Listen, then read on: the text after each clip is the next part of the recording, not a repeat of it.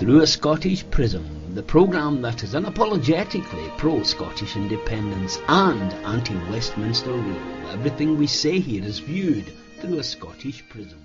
The stories that I'm hearing from the poorest people in Scotland over the last couple of weeks about how they're struggling, and it's not a cost of living crisis for them, it's a cost of existing crisis, because they're not really living a real life at the moment. It's merely just eking out a minor existence. And as I termed it on the latest poster I made for Now Scotland, we don't have a cost of living crisis, we have a cost of the union crisis in Scotland. We faced big business. We had the threat of RBS removing to London. We had ASDA saying, that they would consider it would be diabolical for Scotland. We even had President Obama tweeting, never mind Premiers Harper and whoever it was in Australia. And despite that, we came to 45%. It was a remarkable result.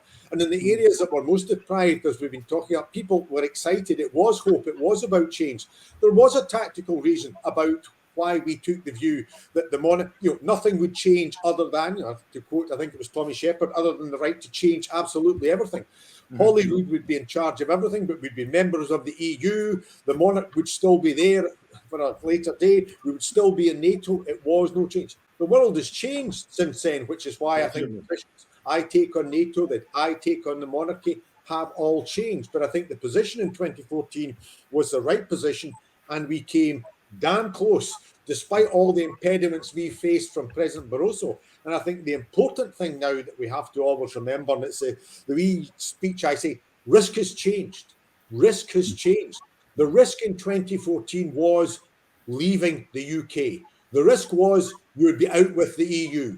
The risk was sterling, the Scottish currency would plummet. The risk was you wouldn't have the strength of the UK. As it is, Brexit has happened. Sterling's now reached its lowest level since 2020. As for the great, Britain a force for good, that is a joke. So the risk now is actually in staying in Britain. Through a Scottish Prism, the programme that is unapologetically pro-Scottish independence.